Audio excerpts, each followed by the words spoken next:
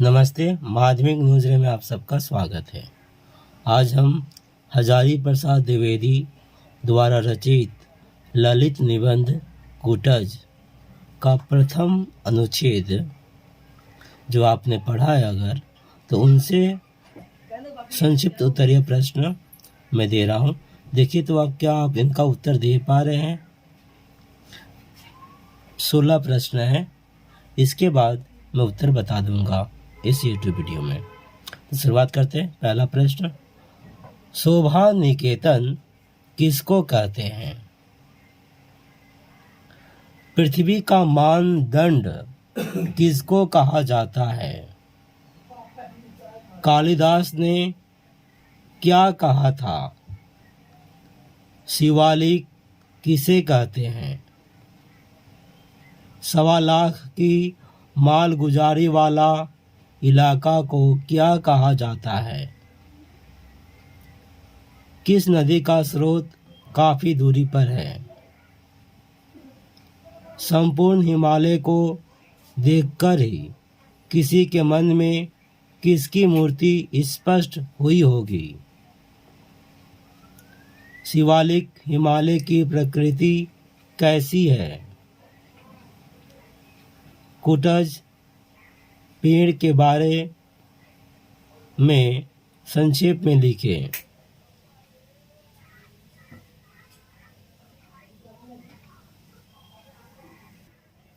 जब तक रूप के पहले ही क्या हाजिर न हो जाए तब तक रूप की पहचान अधूरी रह जाती है।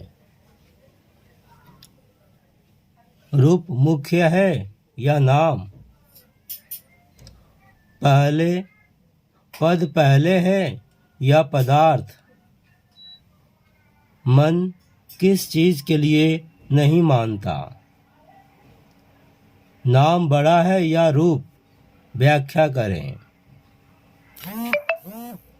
हजारी प्रसाद द्विवेदी का मन किस तरह के नाम के लिए व्याकुल है? और आखिरी प्रश्न है, कूटज किस तरह का निबंध है? तो क्या आप इन सब का उत्तर, मुझे उम्मीद है कि अगर आप पहला कूटज पढ़े हैं और पहला अनुच्छेद शायद पहला पैराग्राफ ही है, तो पहला पैराग्राफ का अनुच्छेद का जो भी प्रश्न मैंने कहा उसका उत्तर आप दे पाए होंगे। चलिए अब उत्तर की तरफ बढ़ते हैं। शोभा निकेतन किसको कहते हैं? पर्वत को। पृथ्वी का मानदंड किसको कहा जाता है? हिमालय को। कालिदास ने क्या कहा था? हिमालय पृथ्वी का मानदंड है। शिवालिक किसे कहते हैं? हिमालय के पास देश में पर्वत श्रृंखला दूर तक लौटी हुई है, लोग इसे शिवालिक कहते हैं। 1.25 लाख की मालगुजारी वाला इलाका को क्या कहा जाता है? सपाद लक्ष। किस नदी का स्रोत काफी दूरी पर है? अलकनंदा नदी, जो आगे भागीरथी से मिलकर गंगा नदी बनाती है। संपूर्ण हिमालय को देखकर ही किसी के मन में किसकी मूर्ति स्पष्ट हुई होगी? समाधिस्थ महादेव की। शिवालिक हिमालय की प्रकृति कैसी है?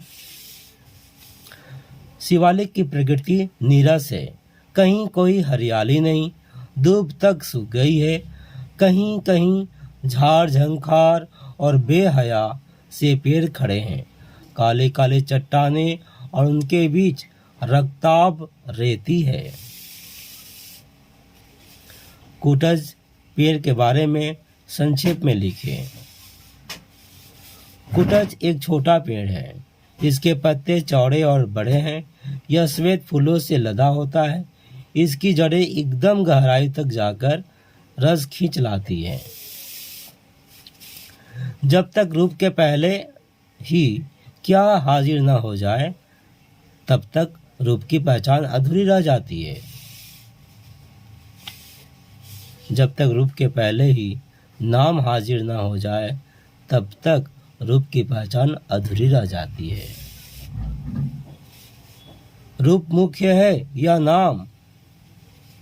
नाम। पद पहले है या पदार्थ? पद।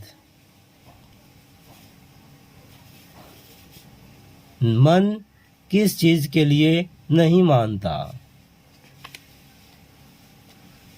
कुटज का नाम खुद से कुछ भी रखने को मन नहीं मानता। नाम बड़ा है या रूप? व्याख्या करें।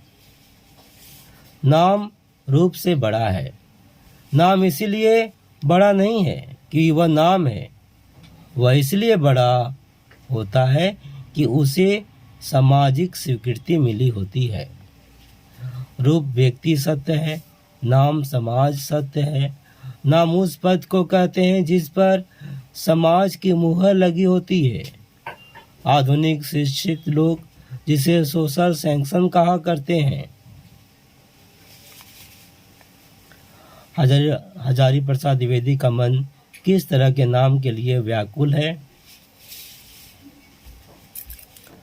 हजारी प्रसाद द्विवेदी का मन समाज द्वारा स्वीकृत, इतिहास द्वारा प्रमाणित और समष्टि मानव की चित्त गंगा में स्नात नाम के लिए व्याकुल है। कुटज किस तरह का निबंध है? ललित निबंध। इस तरह से कुटज का पहला अनुच्छेद का प्रश्न उत्तर पूरा हुआ। उम्मीद है आपको अच्छा लगा होगा। अच्छा लगा हो तो लाइक कर दीजिएगा, जरूरतमंद बच्चों में शेयर कर दीजिएगा। धन्यवाद।